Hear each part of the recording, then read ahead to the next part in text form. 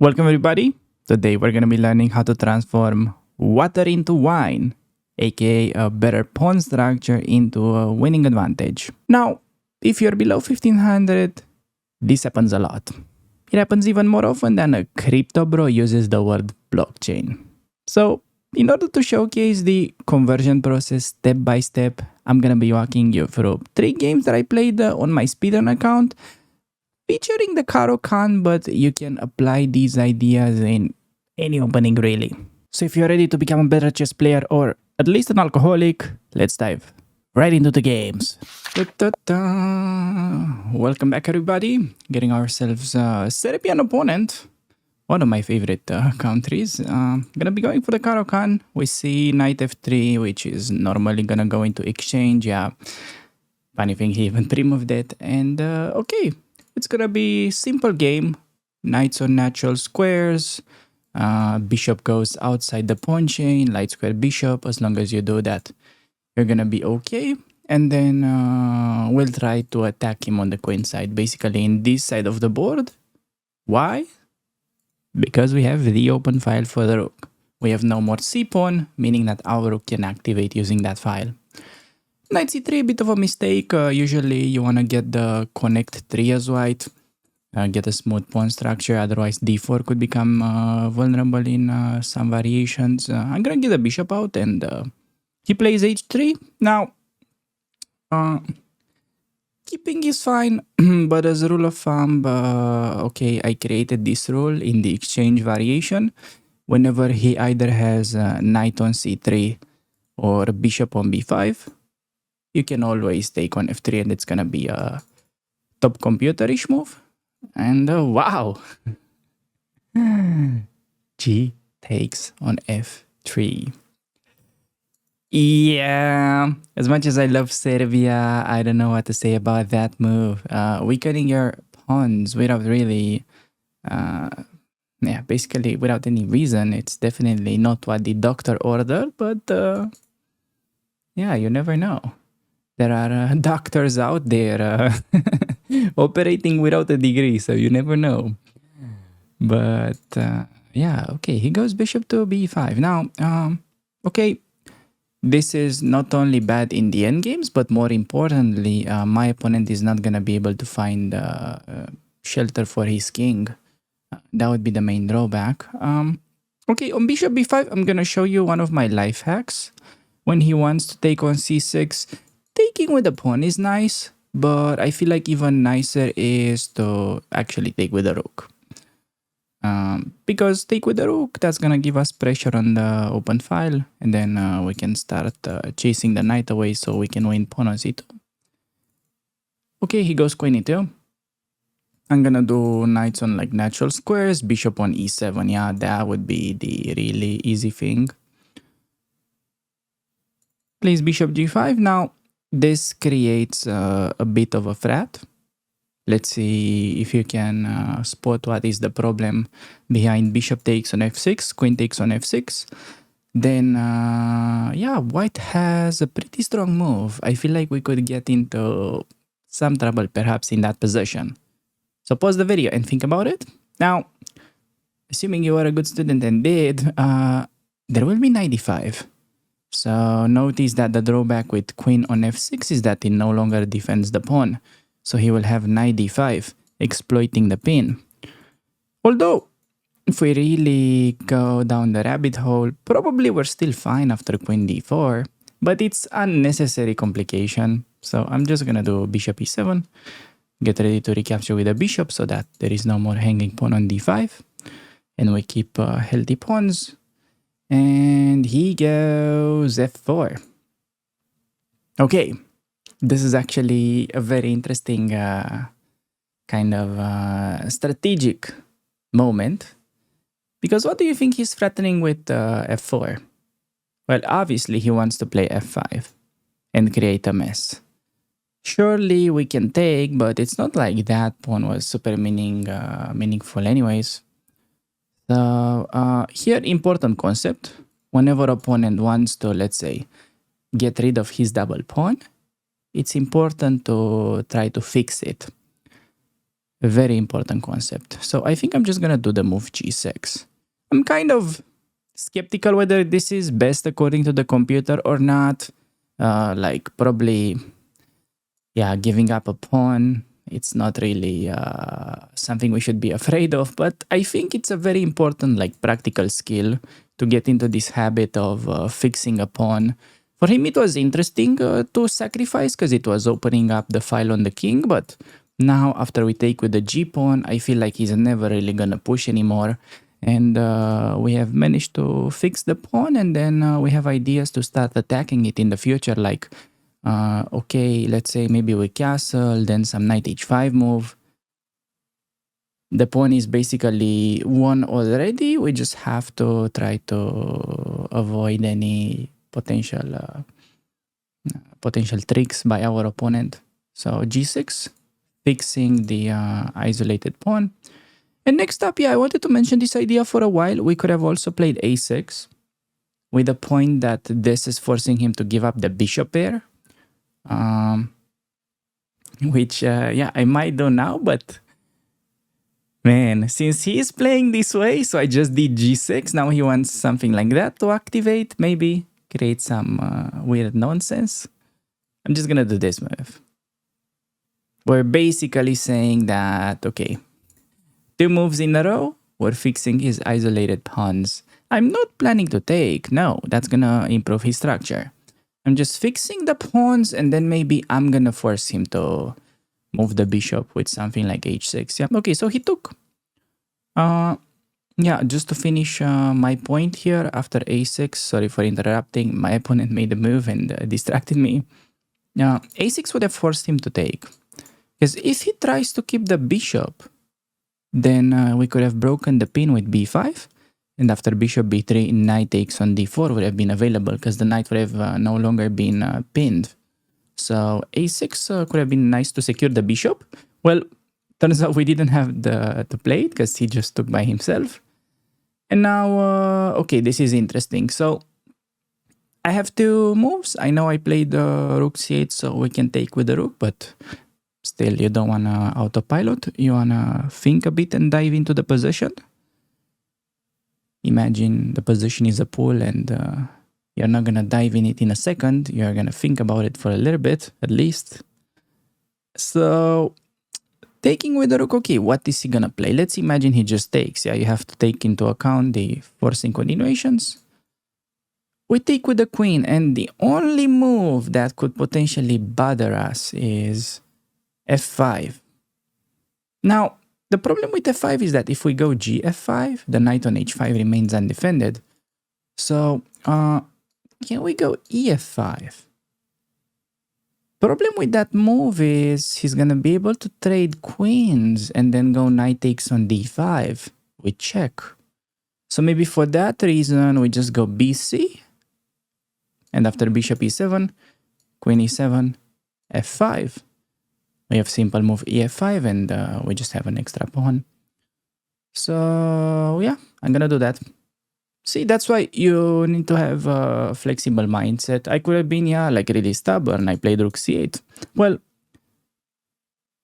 the rook is not gonna be completely pointless on c8. Like in a future scenario, you could still play c5, hit the center, and then the rook ends up being perfectly placed. It still has potential. It's just a matter of trying to watch out for opponent's counterplay. So he goes queen e5, a move that I was not considering, mainly because it allowed the fork.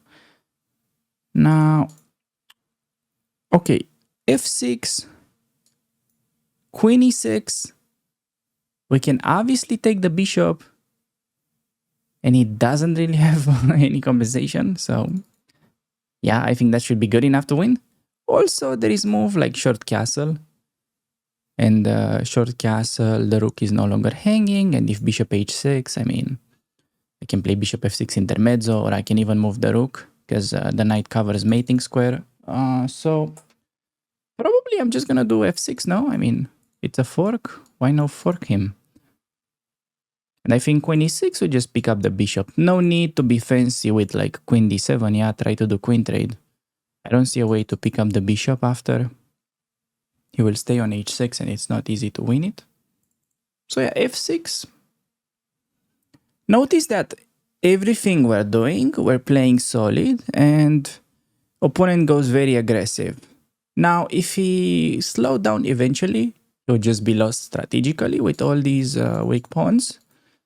But when he plays like hyper aggressive the way he's doing, I mean, you're just able to think for a bit, counter attack, and yeah, win a free game basically on the counter attack. So notice how much time I'm spending in the first 14 moves. Trust me, I played thousands of Caro-Cans, but still, every time I'm not doing this just for the sake of the video. If you wanna play it precise, you still have to think. Surely, okay, maybe I would have been around like 5 minutes, maybe 6, 7, if I was not recording. But I would have still thought about all the moves and tried to watch out for my opponent's idea. The biggest problem of let's say most players that are below 1500 is, okay, there is skill issue, but also, yeah, from what I see, everybody just goes to like move 20. They have 8 minutes left in a 10-minute game, or sometimes they even have more time than what they started with. Of course, it's almost impossible even for Magnus Carlsen to play precise in such speed. So, yeah, just slow down and exploit your opponent's overly aggression. Yeah, he took that way. Now, I would love to castle, but there is the queen that's stopping me. So, queen d7 would be natural. Queen d6, similar idea, but there's a bit of an issue with that move. It drops the rook. So, queen d7, yeah, doesn't have that problem. We'll play it. Queen e5 expected to attack the rook, and now we can finally castle.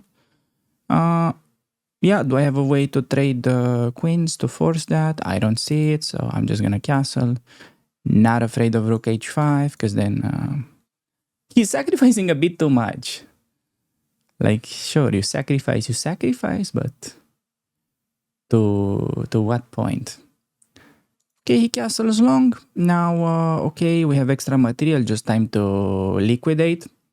Okay, queen f5 would be a nice try to exchange queens, but drops the bishop, so bishop d6 first.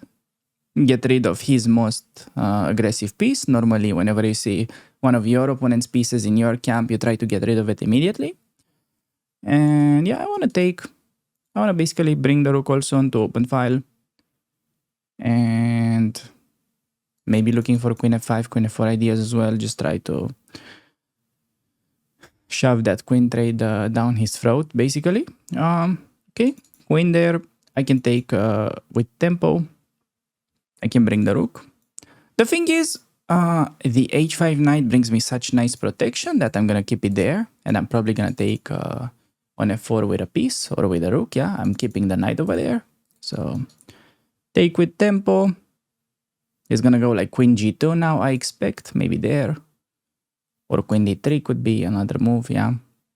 I think against both, I'm gonna play queen f5. Okay, queen h3, I'm very happy to see because that's trading. So we have extra piece. We're more than happy to trade everything down. I'm not gonna try to play for mate. Yeah, I have only 1 minute left, but I'll still play for the trades. Okay, I'm gonna try to trade rooks. So I'm gonna double up, and plan is to go knight g3, rook f1. So knight g3 will start.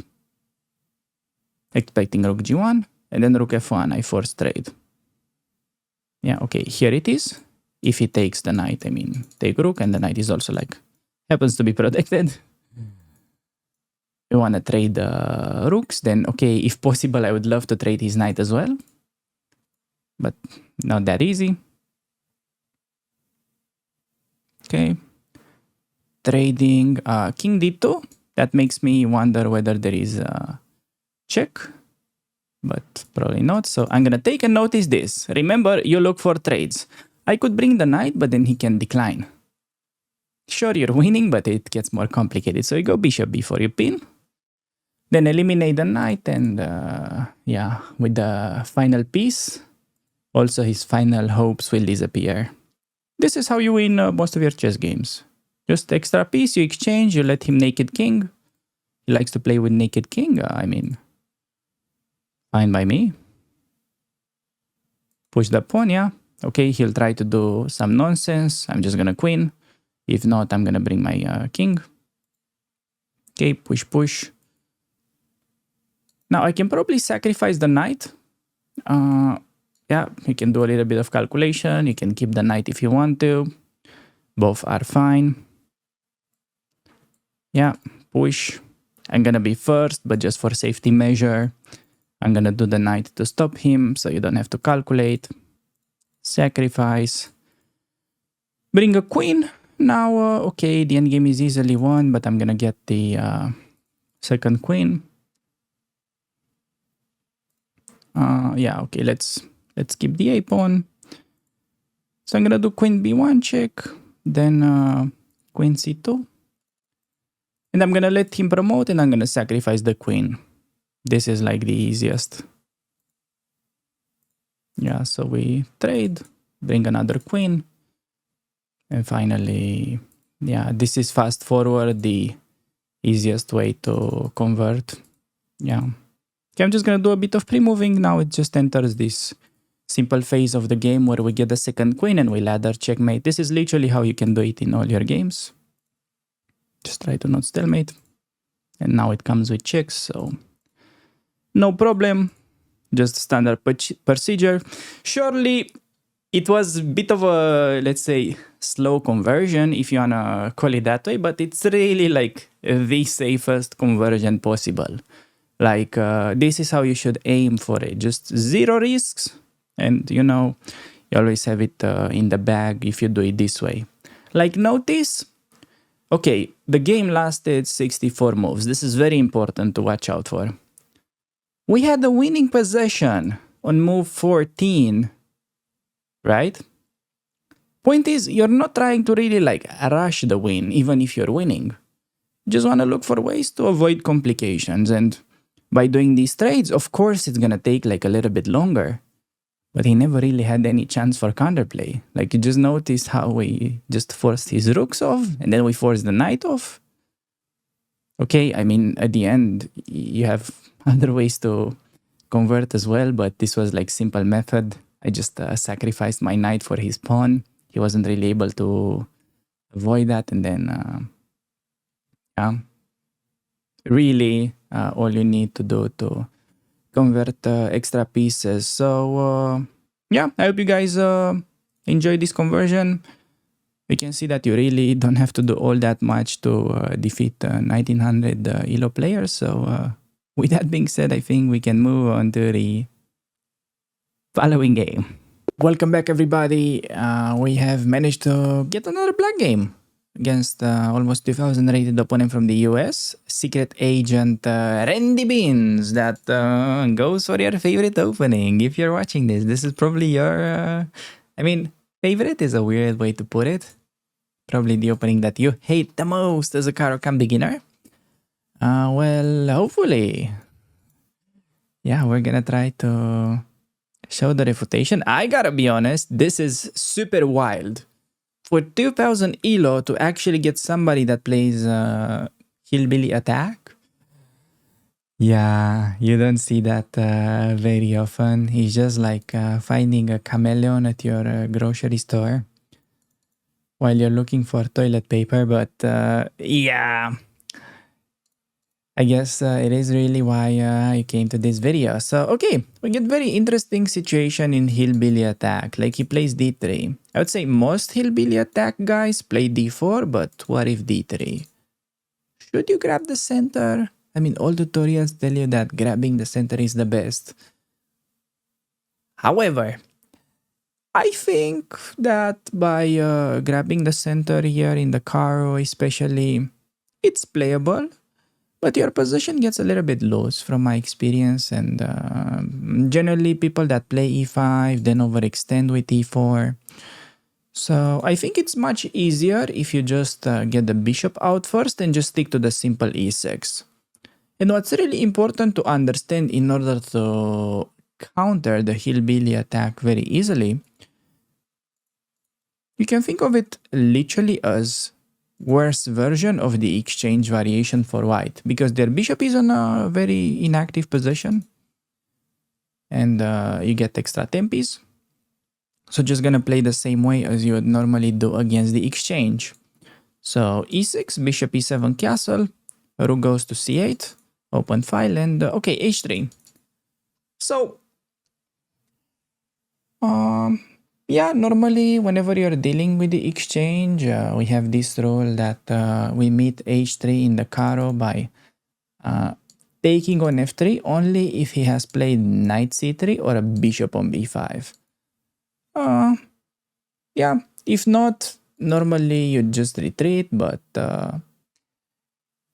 considering the fact that whenever I take, that's gonna give us future opportunity to play knight d4, winning back the bishop pair. That's fine, but I'm just gonna keep it here because we treat it like if it was an exchange variation pretty much. g4 we're never afraid of. That's just ruining any opportunity for white to castle their king. Gets nothing out of that activity. And now bishop g5 we see, yeah, so he's threatening to double up the pawns, which is not a disaster when you take with the g-pawn, but I'm gonna try to keep it clean. So e6, just simple move. You don't need to play e5. Also, e6, it's nicer because it creates this very nice crystal that's completely ruining the potential of the enemy bishop. Like, this is very important concept that easily gets overlooked by beginners. Because if you play e5, yeah, imagine this pawn was on e5, d5 is kind of soft. Now, d5 is protected by another pawn, making it a crystal, pretty much making this bishop completely useless on b3. So, yeah, just another reason why I prefer e6 on the hillbilly attack and knight e2. Here you have an option. You can also do the more active move, but I think it's easiest to break this pin by playing bishop e7 and then castling. The rook is coming to the open file. So these are still very standard moves that you can pretty much play in all your games, whether you're dealing with the hillbilly attack or exchange variation. So you can take a mental screenshot of this position. This is how, let's say, you put your pawns. Rook on c8 is coming next. You don't want to overlook the open file. That's like the number one thing that gets forgotten by the beginners. So you don't have a pawn here, meaning that the rook has a lot of potential. One move, you're already fighting for 6 squares. So if that's not OP, I don't know what it is. And okay, opponent plays c3, yeah. Notice that he's setting up a crystal himself. Yeah, my rook is not really pressuring that effectively right now, but it's still gonna be useful in the future. And this is gonna be perhaps the most important part of the video, because it's easy to finish the developing phase of the game, but what to do in the middle game? Now, the most important plan that you want to remember whenever you are dealing with the exchange variation is that you want to attack on the queen side thanks to the open file. That gives you pressure. And in order to do it, you need to use your pawns. No more stupid queen b6 moves, like trying to chase pawns and unrealistic dreams. No, you do b5 first. And the point is, we want to be able to play b4. Take on c3. We're going to be able to break that crystal, and then the rook is going to be pressuring the unprotected pawn. And on a4, okay, you have a choice. Should we take or should we push? Which one do you think is better? Pause the video and think about it. The idea is that if you take, you give him open rook. So just by elimination, b4 still constructive for our plan and also making life more uncomfortable for our opponent. Whenever you try to make a decision, it's a good tool to think about, okay, what is potentially the most annoying thing for my opponent? So b4 now, okay, he plays c4, so he avoids us taking, creating a weak pawn. Like, let's say if he would have gone queen e2, point was to take, and then you can look for a move like knight a5, targeting the bishop pair, and the rook is already threatening to win the pawn. On c4, we could still do the same. Knight a5, threatening to take and then win a pawn. Yeah, should we go for it? I don't really see an alternative. I mean, he can also play d4, expand. You can also maybe play bishop g6. Try to bring this guy back into the game, but yeah, since I already mentioned, you wanna focus on this side of the board, very important. We're gonna play knight a5. And now we give him very difficult question to answer, because, okay, is he gonna play bishop a2? The bishop is really restricted. And on cd5, yeah, I was kind of expecting him to do this. Please feel free to pause the video and find a very strong sequence. Not winning material, but ruining his position to the point where we're simply gonna be winning, strategically speaking. So, most important, you don't wanna rush with like just recapture. You wanna think about it, okay, if you recapture, he can try to save his bishop. So first, you wanna do this trade. Your knight for his bishop. You're winning the bishop there. That's the first thing. He has to take. Now, if you take with a knight, or better with a queen with a tempo, I'm gonna give you a pass. That's still a decent move. But even stronger, there is another intermediate move that's completely ruining the structure on his king. So he gets ruined king-side structure. King is gonna be weak in the long run. And then we play queen d5. Targeting the knight, targeting the bishop. So in order to save both, he has to take, giving up another like bad trade for him, because bishops are slightly better than knights. He had to do that trade, otherwise he was losing a piece. And now, yeah, keep it clean. No need to get ugly pawns. Just like this, now opening up another frat. And all of a sudden, he's got a lot of hanging stuff. Yeah. Okay, he takes pawn on b4 now. Please feel free to pause the video and make your opponent resign. 2000 elo guy, by the way. Just this simple. You play solid. Just respect the fundamentals, and already, yeah, you have, it's like a buffet here. Which one do you take? Take, it's like Black Friday at McDonald's. What do you do? Well, all those juicy pawns, but yeah, there's just nothing like her. Rook b8. I meant like her, the rook b8 move, because it's gonna be winning a piece. Yeah, queen c5. I'm not gonna trade because that's gonna like let his knight escape, but I'm just gonna like take on b3. I could also take with a queen. Really, at this point, it doesn't really matter that much. I guess I'm just gonna take with a queen because we avoid the potential isolated pawn. Yeah, he takes on a7. It's also better to keep queens in this specific position, even though we have the extra piece and it's good to trade whenever you're up in material. But his king is so weak that, yeah, he's gonna get mated with queens on the board. So gonna take another pawn. He's trying this, but my bishop can always like stop it. Okay, he tries queen trade. Now if I give him endgame, it's probably like his best chance to survive. In a way, should be easily winning even in the endgame, but I think it makes sense to try to mate him. So I'm just gonna, okay, how do I keep the queen? Let's say queen f5. Take on b2, next move. Could also try to bring the rook. Okay, he wants this.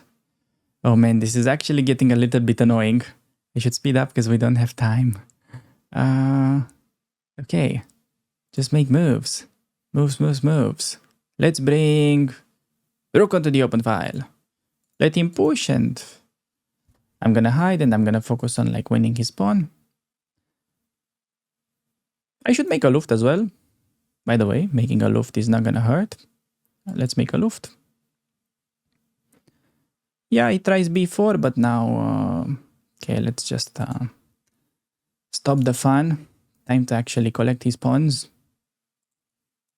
These pawns are not gonna be going anywhere. Trust me, bro. These pawns are not supposed to go anywhere. He could rook b1, but I think I'm probably gonna do rook d8 and his pieces are stuck and I'm planning to do bishop d4. Okay, queen e4. So do not do rook c4 because that hangs it. I'm gonna play just this move. I can also do queen b6 actually. How is he defending? He cannot play rook a1 because of the bishop. And yeah, once we get rid of the most advanced pawn, then everything is gonna collapse like a house of cards. Yeah, normally, okay, at this level, they resign down a piece, but he's playing because I don't have much time on the clock. So, trading, expect him to trade, and then, yeah, at this point, it becomes even very easy win to trade queens. I think I'm gonna do like rook b8 and then queen b7. Try to attack the pawn. Yeah, he cannot defend it anymore. So, collecting that, queen comes over to maybe g5 to attack. So if I take, he has trick, yeah? Gotta watch out for that. It was not too late to ruin the game, so let's play g6, make Luft. That's a nice tactic, I will show it at the end. Okay, I can take a rook c8, I have king g7 now. Yeah, so he's gonna do this, but I can go up. It's a nice trick if he finds rook c8, but... Okay, apparently he didn't have that in mind. And I missed the queen trade move. That would have been even better. Let's try to shove a queen trade down his throat, and he declines. Okay, bishop d4 then. Attacking this, now bring the rook over. Could actually just go over f5 and then take everything on f2, force a winning endgame, which is what I'm gonna do, and this is very nice because all my pieces are defending each other. Yeah, pretending to take. Take with the queen next. Forcing an endgame and just gonna move the bishop, gonna push pawns. So I just blundered the pawn, but he didn't take. Now you wanna push your pawns on the light squares. So basically you're pushing pawns on the opposite color of your bishop. So you don't like stalemate. Okay, push. Push. Push. Push. I wanna try to trap his king in like a cage. But now we have a very nice pawn checkmate. Let's go. Okay, okay, okay. Hey, that was not the worst hillbilly attack game, wasn't it? Okay. Gotta pop in a quick game review. I messed it up a little bit at the end. It was, yeah, I just didn't play that convincing, but after knight a5, yeah, just this simple. Move 15 out of the opening. Black is borderline winning, -1 advantage. cd5, resignable position for my opponent. Just play simple solid chess, develop your pieces, and he finds himself into this completely hopeless position. Took, but then like rook b8, just really picking up his stuff. So yeah, remember these ideas, and you should never struggle again against the hillbilly attack. So with that being said, I think we can move on to the following game. Now, one question has been bothering me for a while at this point. I've been doing quite a lot of research. I've bought a lot of books for beginner level, intermediate, about chess strategy. But I just couldn't find the answer to this question. How many pawns do you need for a gangbang? Because in the following game, we're not gonna have 1, nor 2, nor 3. We're gonna have 6 isolated pawns in one single game. I've never seen something even remotely close to this. Let's see what happened. Alright. Back with another Caro facing 1900 opponent from... has to be Indonesia.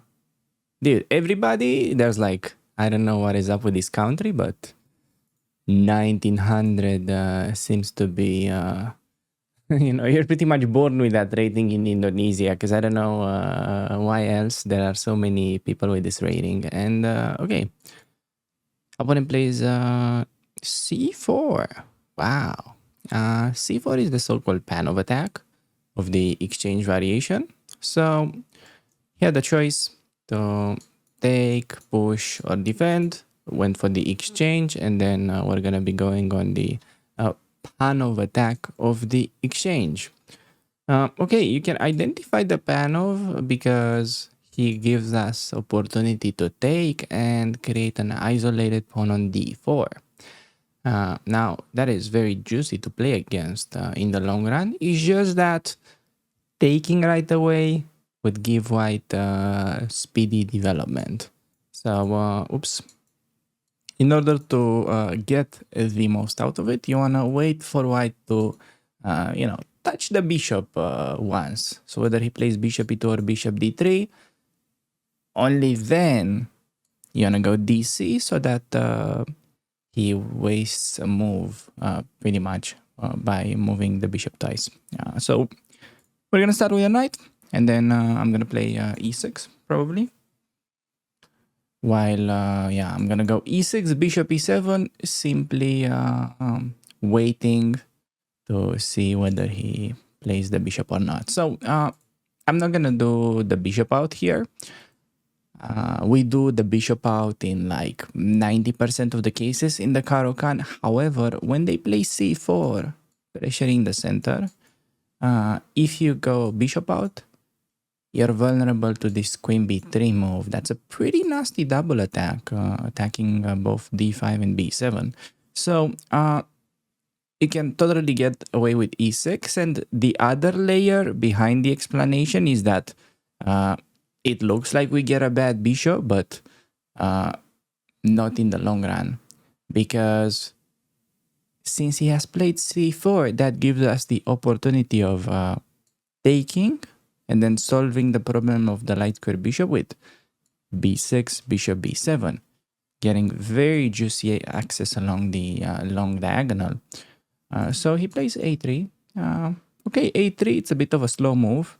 When he goes for a3, he's preparing b4, but that's a bit slow and it's not prioritizing development of its pieces. So kind of wondering whether taking is fine, just to like make sure we give him the isolated pawn. But now I'm still gonna do bishop e7 and castle. I'm not afraid of c5. c5 could be played anytime, but c5 is gonna take us to another interesting type of position. And okay, bishop to d3. Now, let's see if you've been paying attention to all these explanations so far. Because we were supposed to do something when he moved the light square bishop. So we're going to be going for takes. Now, having he gone for c5, the problem with c5 is that you can just go knight e4.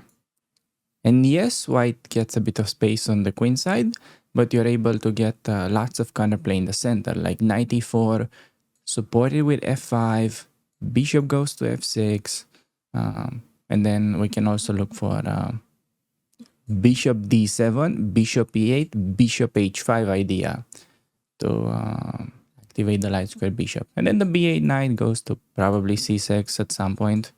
But yeah, he went bishop d3, and now I'm going to take. So he makes 1, 2 with a bishop. And then, I'm just going to go for the fianchetto. I could also start with a knight. I'm just a little bit afraid of d5. He could do d5 regardless. Yeah, b6 or knight c6 are fine. I'm just going to start with the knight, I think. If d5, that's kind of forcing a draw. But let's see if he's going to play it. Hopefully not. Should really play d5. That's like the safest option for white. Otherwise, now he cannot do d5 anymore. D5 would be losing a pawn. Okay, now we're safe. You can pause the video and think about why d5 would be losing a pawn. It's actually a very common mistake that the white players do. And it's pretty surprising. So I'm going to be revealing the answer right now. On d5, we wouldn't go for takes like they expect, but knight a5 double attack. attacking the bishop and then opening up bishop's path for the pawn. So he'll have to move the bishop and then we win the pawn. Now, when queen c2, I would have played rook c8 regardless because we put ourselves on the open file. Notice that he has no c pawns, meaning that our rook is going to be very active on that file. And yeah, even better, what can I say? The queen is now getting under that pressure. Also, quick mention, I probably could have taken the free pawn. I just, yeah. I don't want to take free pawns. I wanna win these games in style. So we're just gonna go for the simple play. Rook c8. Okay, he went rook d1, defending. Now, you can feel that the bishop on c4 is a little bit loose. And all kinds of tactics appear due to that. First of all, knight a5, knight c4 is kind of a good move in general. He'll probably have to, take and give up the bishop here. But additionally, I noticed knight is kind of undefended, bishop's kind of undefended. Do I have something interesting like knight b4, targeting queen, bishop, and opening up this? With the point that after takes, maybe bishop f3 intermediate. He has to take because the rook is ampre. And then rook c4, rook a7. Yeah, I can take the pawn on b4. Wow, that's actually gonna have it's gonna be a funny pawn structure. I'm gonna go knight b4, just a little tactical trick. But the tactical trick, it's not winning any material. It's a tactical trick to get ourselves into a very advantageous strategical situation, and I'm gonna explain once we get there why, because it's gonna be easier to visualize. Yeah, and this is what I was thinking it's gonna happen. Now we have it on the board.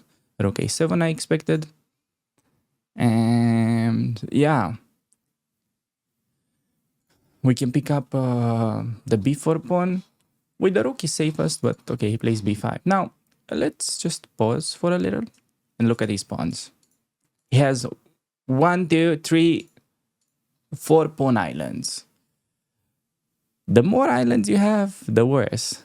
Kind of ironic, but that's how chess works. So we have an advantage in pawn structure, and all of his pawns are even isolated.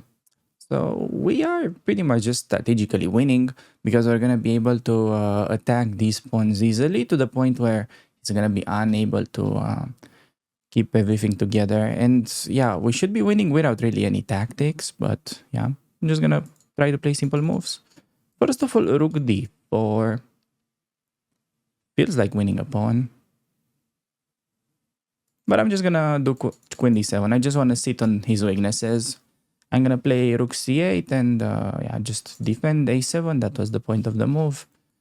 This, maybe queen b5 sometimes could be interesting because the knight is pinned. But essentially, yeah, you can double up on the file. Knight d5. Wow, imagine we get a knight trade, then it's gonna be even more obvious how fragile everything is here.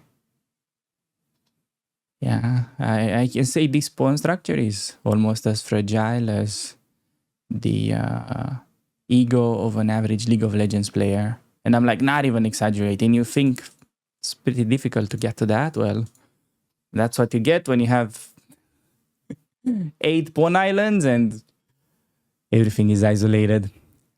And okay, I wanted to give you a little bit of a pro tip whenever you're playing against the isolated pawn. My opponent just blundered, but we'll come back to that in a second. When you're dealing with the isolated pawn, you want to keep in mind that ideally, you want to get rid of the minors. So, get rid of these pieces and keep heavy pieces. Yeah? Queen, rooks. If you can keep this on the board, what is highlighted with blue, you're going to be able to like get a triple stack onto the pawn and usually just collect it. If you trade heavy pieces though, you're still going to be like slightly better, but harder to win. Okay, anyways, rook a3. Bang. Chess is hard. It's honestly pretty difficult to beat 1900 opponents. Very difficult. Yeah, I mean, okay. Okay. I told you the position was pretty bad, but I didn't expect that it's gonna be this bad. Okay. Extra rook, just gonna activate. His weaknesses are still there. And okay, this pretty much happens because okay. Opponent's position, since he was strategically completely ruined, that means also he can't really play for anything active.